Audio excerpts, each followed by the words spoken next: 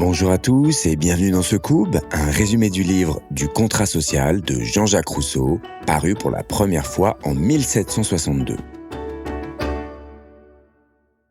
Jean-Jacques Rousseau est un écrivain et philosophe suisse. Figure majeure de l'âge des Lumières en Europe, ses idées ont marqué l'histoire sociale et politique française et ont encore leur influence aujourd'hui. Son ouvrage, Du contrat social, est considéré comme un des textes majeurs de la philosophie politique européenne. Dans son essai, Jean-Jacques Rousseau imagine un modèle de société dans lequel le peuple est souverain et agit ensemble pour le bien commun.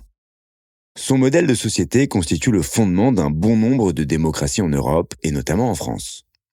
En écoutant ce Cube, vous découvrirez donc ce qu'est une société légitime selon Jean-Jacques Rousseau.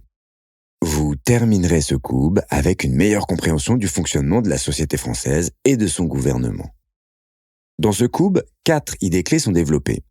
Dans la première idée clé, je vous expliquerai ce qu'est une société légitime. Dans la deuxième idée clé, on verra ce qu'est le contrat social selon Rousseau. Puis, dans la troisième idée clé, on verra comment construire un gouvernement. Enfin, dans la quatrième et dernière idée clé, Rousseau nous partagera ses méthodes pour qu'une société reste pérenne et légitime sur le long terme. Allez, c'est parti, on découvre tout ça ensemble. Dans cette première idée clé, je vais vous expliquer ce qu'est une société selon Rousseau. On vit tous au sein d'une société. Vous et moi, on habite dans un pays au sein duquel on respecte un certain nombre de règles et de devoirs. Ça paraît évident, mais finalement, est-ce que vous vous êtes déjà demandé comment se construit concrètement une société ? Comment tout un peuple peut décider soudainement de se transformer en citoyen ? Une société, en effet, c'est pas vraiment un état naturel. Pour expliquer ce qu'est une société, Rousseau commence tout d'abord par décrire ce qu'est la vie en dehors de la société. Un pays qui vit en dehors de la société est un pays qui vit dans un état de nature. L'état de nature, c'est la vie avant la fondation d'une société. Rousseau explique que dans un état de nature, seules les lois de la nature humaine prévalent. Un peuple qui vit dans un état de nature agit selon son propre intérêt. Il jouit d'une liberté personnelle totale et absolue. Seul compte son confort, son bien-être et son accomplissement personnel. En clair, dans un état de nature, chaque individu peut faire ce qu'il veut quand il veut. Il ne se soumet pas aux règles imposées par une entité extérieure. Dans ce cas, quel est l'intérêt de former une société ? Pourquoi imposer des règles quand on peut vivre en totale liberté ? Selon Rousseau, la raison pour laquelle nous choisissons de former des sociétés est simple, c'est pour la survie du groupe. Plutôt que d'agir seul dans son coin, créer une société permet de renforcer le groupe et de créer un état pérenne, prospère et solide sur le long terme. La question, maintenant, c'est de savoir qui a le droit d'imposer des règles aux autres et de restreindre leur liberté personnelle. En d'autres termes, la question qu'il faut se poser, c'est qu'est-ce qui fait la légitimité d'une société ? Dans son essai, Rousseau propose 2 règles qu'une société doit respecter pour être légitime. La première règle, c'est celle de la protection. Pour être légitime, Rousseau estime qu'une société doit offrir une protection aux individus à qui elle impose ses règles. Auquel cas, il n'y a aucun intérêt à ce que des individus quittent l'état de nature. Pourquoi se contraindre à respecter des règles si la société ne vous protège pas ? La deuxième règle, c'est la liberté. Et oui, une société est différente de l'état de nature car elle empêche les citoyens d'agir pour leur propre intérêt. Pour autant, elle n'enlève pas la liberté à ses citoyens. Au contraire, une société légitime ne doit pas porter atteinte à la liberté de ses membres. Ok, mais pourquoi ? Rousseau évoque 2 raisons. La première, c'est que personne ne dispose d'un droit naturel à imposer son autorité aux autres. Une société porte atteinte à la liberté des individus quand certains de ses membres utilisent la force pour contraindre les autres à obéir. C'est ce qu'on appelle un usage illégitime de l'autorité. La seconde raison pour laquelle une société ne doit pas porter atteinte à la liberté de ses membres, c'est tout simplement que la liberté est un instinct de survie fondamental pour l'être humain. Personne ne peut sacrifier sa liberté, même en échange d'une protection. Rousseau explique qu'aucune personne rationnelle ne peut renoncer à sa propre liberté. Typiquement, vous n'accepteriez pas d'aller en prison même si le président de la République vous le demandait, n'est-ce pas ? De plus, Rousseau explique qu'abandonner sa liberté au profit de sa protection peut amener à des dérives autoritaires dangereuses. Et oui, si tout le monde abandonne sa liberté, un dirigeant n'a plus aucune obligation de protéger ses citoyens. Il est donc libre d'agir et de les contraindre, puisqu'ils ne sont plus libres, vous comprenez? On arrive à la fin de la première idée clé. Vous avez déjà une petite définition de ce qu'est une société selon Rousseau. Une société, c'est avant tout un État qui s'extrait de son état de nature. Ce ne sont plus les lois de la nature humaine qui prévalent, mais celles de la société, c'est-à-dire de l'État.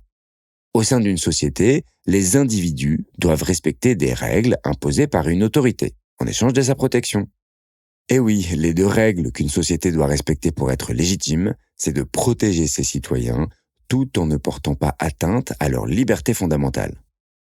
Cependant, vivre en société implique tout de même d'abandonner un peu de son libre arbitre. Dans l'état de nature, on est libre et on fait ce qu'on veut. Dans une société, on est libre, certes, mais on ne fait pas ce qu'on veut pour autant. C'est le deal. La société vous protège et de votre côté, vous avez des devoirs et des lois à respecter. En quelque sorte, quand vous rejoignez une société, vous passez un contrat avec l'autorité qui vous protège. C'est ce que Rousseau appelle le contrat social. Dans la deuxième idée clé, on va justement voir quelles sont les conditions de ce contrat social. Le contrat social, c'est un peu comme quand vous signez un CDI avec votre employeur. Votre employeur vous demande de respecter ses conditions et de vous dédier au succès de l'entreprise en échange d'un travail, d'un salaire et d'une protection sur le long terme. De votre côté, vous acceptez de rejoindre son entreprise et donc d'abandonner une partie de votre liberté personnelle au profit de l'entreprise. Dans un contrat social, le principe est similaire. Celui qui rejoint la société accepte d'échanger sa liberté personnelle, c'est-à-dire le fait de suivre ce qui est bon pour lui et de faire ce qu'il veut, contre une liberté civile, donc de faire ce qui est bon pour la société dans son ensemble et pas pour lui uniquement. Alors, de manière concrète, comment se matérialise cet échange de liberté individuelle contre une liberté civile? En d'autres termes, qu'est-ce qui est inscrit sur ce fameux contrat social? Premièrement, selon Rousseau, tous les membres de la société doivent se retrouver autour d'une même entité politique collective, la volonté souveraine du peuple, qu'on appelle également le souverain. Le souverain, ce n'est pas une personne physique, mais plutôt une entité morale. Le souverain, c'est celui qui cherche le bien commun avant tout. Il est libre de faire ce qu'il veut, à condition d'agir dans l'intérêt général. En acceptant le contrat social, les membres de la société acceptent d'exercer leur liberté en tant que membres du souverain. Ils exercent leur liberté en respectant l'idéologie du souverain. À partir du moment où un individu agit pour son intérêt personnel et non plus pour l'intérêt général, alors il n'agit plus en tant que souverain. Il enfreint le contrat social. À l'inverse, si le contrat social est accepté et respecté, alors les membres de la société deviennent des citoyens. Le contrat social permet non seulement de créer un cadre sain et égalitaire entre les membres de la société, mais il permet également de faire respecter les règles fondamentales de la société. Vous vous en souvenez? Protection des individus et respect des libertés fondamentales. Pour ce qui est de la protection, le contrat social est utile, car il assure la protection de tous les citoyens de l'État. Si on attaque un individu qui est membre du souverain, c'est comme si on attaquait la société dans son ensemble. De fait, chaque membre de la société a tout intérêt à se protéger les uns les autres, car ça signifie également se protéger au sein de la société. Le contrat social crée également un cadre à la liberté des individus. Comme on l'a vu juste avant, chacun est libre de ses actions à condition de respecter la morale du souverain, qui est de privilégier l'intérêt général plutôt que l'intérêt personnel. On comprend désormais mieux quels sont les contours de ce contrat social qui unit les membres de la société. Le contrat social est une entité morale, une idéologie sur laquelle doivent se retrouver tous les membres de la société. Cette idéologie, c'est que chaque action doit avoir pour objectif l'intérêt général et non l'intérêt personnel. Pour être intégré à la société, un individu doit donc agir selon cette idéologie. Il est libre de ses actions à condition de respecter le bien commun. Pour autant, une simple idéologie ne suffit pas à créer un cadre solide et pérenne. Pour qu'une société dure dans le temps, Rousseau précise qu'elle doit créer des figures d'autorité bien concrètes qui serviront d'intermédiaires entre la morale souveraine et la volonté individuelle des citoyens. En clair, il faut créer un gouvernement. Dans la troisième idée clé du cube, je vous explique comment se construit un gouvernement au sein d'une société.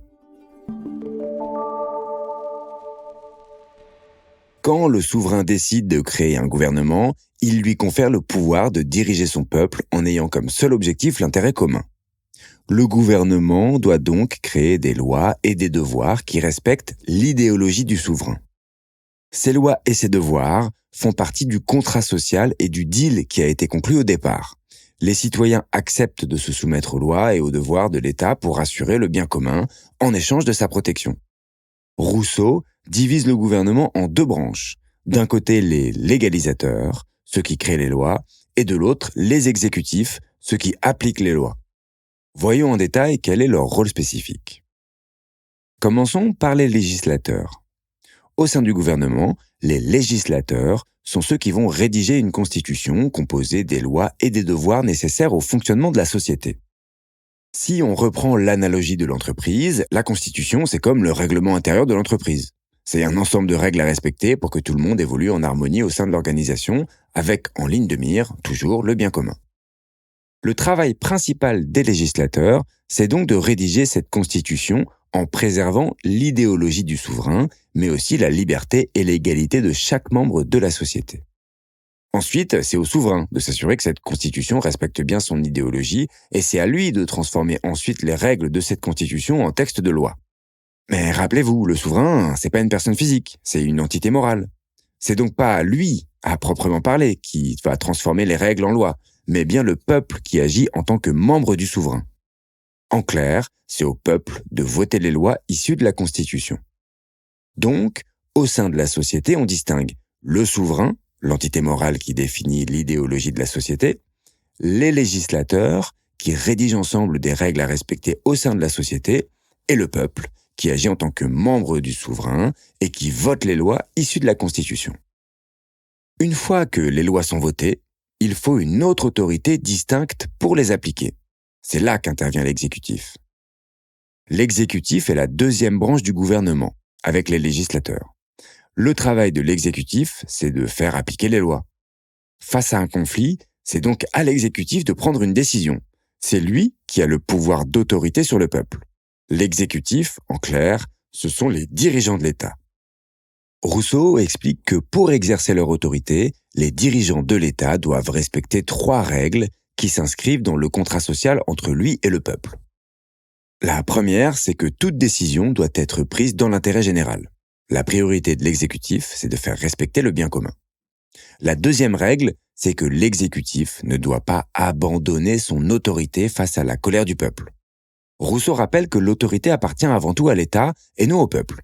Le peuple est souverain, c'est-à-dire qu'il jouit d'une liberté dans le cadre de la société, mais ce n'est pas à lui de prendre des décisions spécifiques sur la gestion de l'État. Enfin, la troisième règle, c'est que l'exécutif ne doit pas laisser ses intérêts personnels influencer sa prise de décision, puisqu'elles enfreignent l'idéologie du souverain. Mais alors, comment l'État sélectionne les membres de son exécutif, ceux qui vont faire appliquer les lois ? Rousseau liste 3 systèmes que l'État peut choisir pour sélectionner les membres de son exécutif.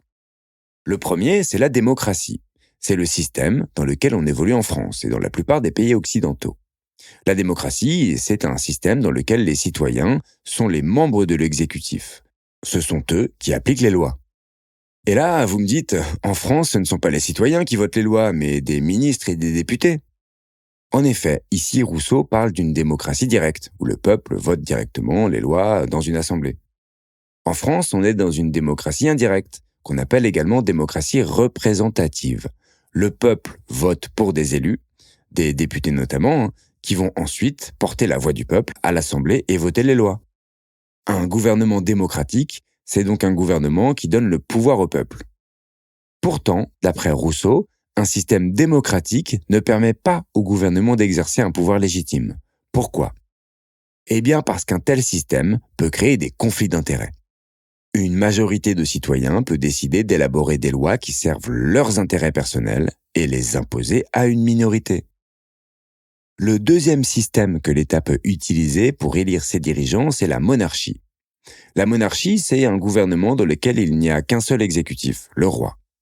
Là aussi, Rousseau estime que c'est un système qui n'est pas fiable. S'il n'y a qu'un seul individu qui applique les lois, la société court également un risque de conflit d'intérêts. Le roi voudra certainement faire passer ses intérêts individuels avant le bien commun. Pour finir, le troisième système qui peut être mis en place, c'est l'aristocratie. L'aristocratie, c'est un gouvernement dans lequel un petit groupe d'individus applique les lois. Pour faire partie de ce groupe, Rousseau détermine 2 règles fondamentales. Premièrement, ce sont ceux qui ont le plus de pouvoir et de richesse qui peuvent rejoindre le groupe, ou alors il faut hériter de ce pouvoir. Si un de ses parents a fait partie du groupe, alors on peut le rejoindre, par exemple.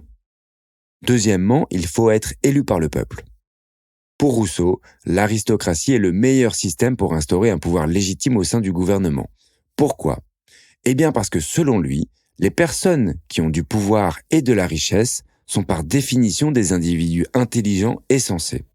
Renforcé par une légitimité souveraine, puisqu'il a été élu par le peuple, ce petit groupe sera plus apte à décider et faire appliquer des lois justes pour l'intérêt commun. Pour Rousseau, un petit groupe d'individus intelligents vaut mieux qu'un grand gouvernement composé d'un peuple qui n'a pas la capacité à décider des lois et vaut mieux qu'un roi qui décide seul. On arrive à la fin de cette troisième idée clé. Ce qu'il faut retenir à la fin de cette idée clé, c'est qu'une société pérenne est une société qui crée un gouvernement chargé de faire respecter l'idéologie du souverain. Rousseau divise ce gouvernement en 2 branches. D'un côté, les législateurs, qui rédigent la constitution de la société, c'est-à-dire les règles pour vivre en harmonie au sein de la société, et l'exécutif, chargé de faire appliquer les lois. L'exécutif, c'est celui qui détient l'autorité, qui prend les décisions, quoi. Ce sont les dirigeants de l'État. Pour choisir ces dirigeants, 3 systèmes peuvent être mis en place. Premièrement, une démocratie, dans laquelle c'est le peuple qui applique les lois. Deuxièmement, ça peut être une monarchie, où seul le roi applique les lois.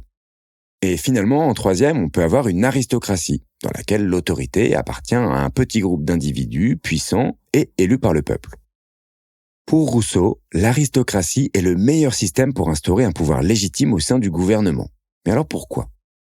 Eh bien parce que l'autorité appartient à un groupe restreint de personnes intelligentes et légitimes, car elles ont été élues par le peuple. A priori, la société telle que l'imagine Rousseau est une société parfaite. Mais on le sait bien, tout n'est jamais parfait. D'ailleurs, Rousseau le dit lui-même, tous les États, même s'ils semblent légitimes, finissent par mourir. Ok, mais pourquoi ? Tout simplement parce qu'il finit toujours par y avoir un déséquilibre des pouvoirs. Alors, comment préserver la légitimité de l'État sur le long terme ?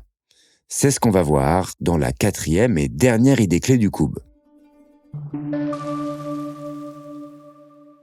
Même si l'État crée un cadre au contrat social et à la Constitution, il y a toujours un risque qu'un groupe prenne trop de pouvoir sur les autres. Le pouvoir est déséquilibré, l'État devient illégitime. Rousseau imagine notamment 2 scénarios qui créent cette illégitimité du pouvoir. Par exemple, quand c'est le peuple qui a le pouvoir d'appliquer les lois, il y a un risque qu'une majorité crée des lois dans son propre intérêt et enfreigne donc le contrat social. C'est ce dont on parlait juste avant avec le système de démocratie directe, notamment. Un pouvoir illégitime peut également s'instaurer quand c'est l'exécutif seul qui crée et applique les lois. Là aussi, il y a un risque de conflit d'intérêts. C'est le cas par exemple d'un système monarchique. Pour autant, un État, qu'il soit démocratique ou monarchique, peut réussir à maintenir un équilibre des pouvoirs, à condition de mettre en place d'autres systèmes. Rousseau identifie notamment 3 systèmes qui peuvent aider un État à maintenir sa légitimité. Le premier, ce sont les assemblées publiques. Pour rééquilibrer les pouvoirs et remettre l'intérêt général au cœur des décisions, Rousseau explique que le peuple doit se réunir régulièrement en assemblée publique. Ces assemblées publiques permettent de garantir que l'idéologie du souverain est respectée, c'est-à-dire que le gouvernement agit pour l'intérêt commun. Pour que ces assemblées publiques soient efficaces, Rousseau précise qu'une grande majorité de citoyens doit pouvoir assister à ces assemblées publiques, auquel cas les prises de décision ne seront pas légitimes.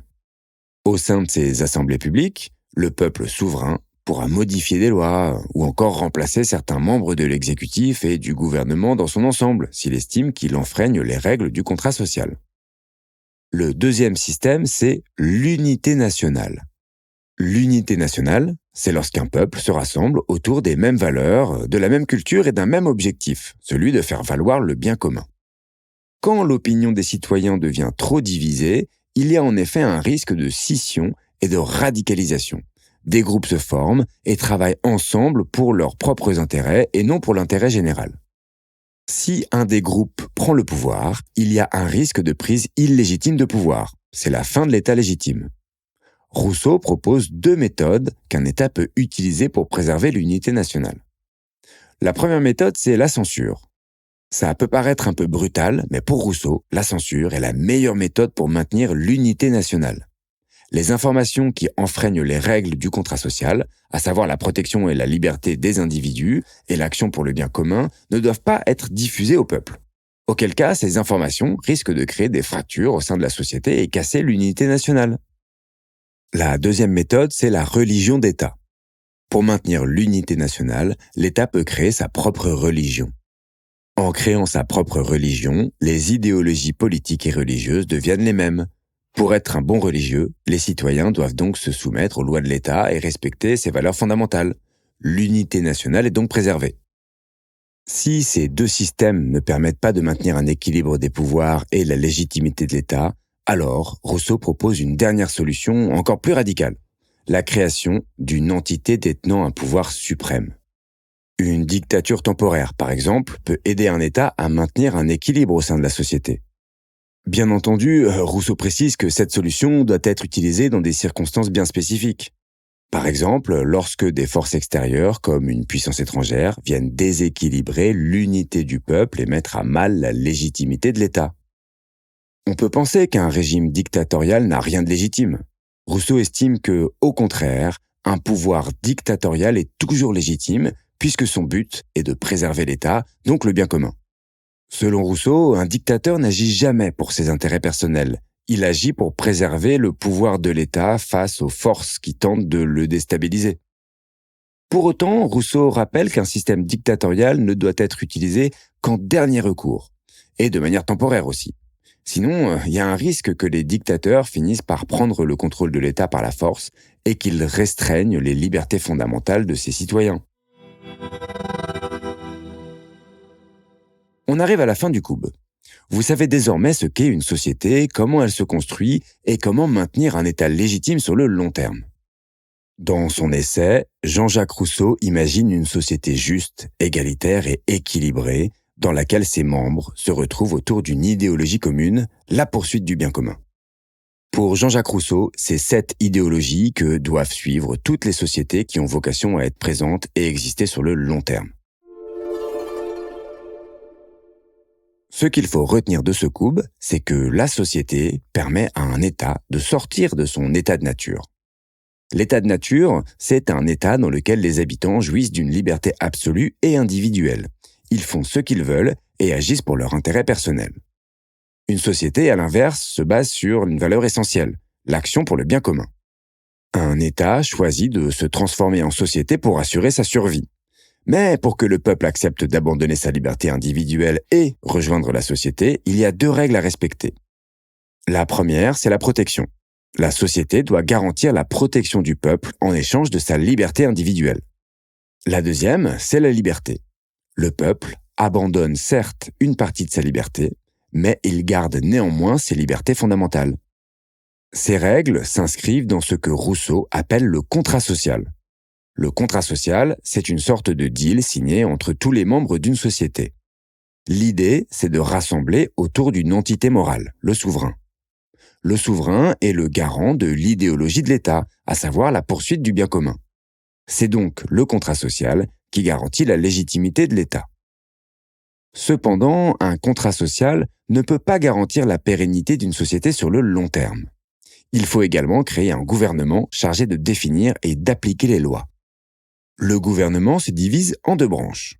Les législateurs, ceux qui rédigent la constitution de l'État, les règles pour vivre en société, et l'exécutif, ceux qui détiennent l'autorité. Ce sont eux qui sont chargés d'appliquer les lois et de prendre les décisions. Pour élire les membres du gouvernement, Rousseau liste plusieurs systèmes qui peuvent être utilisés. Il y a la démocratie, dans laquelle c'est le peuple qui agit en tant que membre du gouvernement. C'est le peuple qui applique les lois. Il y a la monarchie, dans laquelle seul le roi applique les lois. Et il y a l'aristocratie, dans laquelle un petit groupe d'individus applique les lois. Pour Rousseau, seule l'aristocratie permettrait d'instaurer un pouvoir légitime au sein du gouvernement. En effet, instaurer un système démocratique et monarchique ne garantit pas la pérennité de l'État. Du côté de la démocratie, eh bien, le peuple peut élaborer des lois qui servent ses intérêts personnels. Et du côté de la monarchie, le roi peut lui aussi céder à ses intérêts personnels. Dans le cas où l'État perd sa légitimité, Rousseau propose 3 méthodes. La censure, l'unité nationale ou le pouvoir suprême à travers un système dictatorial temporaire. Voilà, le couple du contrat social touche à sa fin. Vous avez désormais les clés pour comprendre comment se construit une société selon Jean-Jacques Rousseau.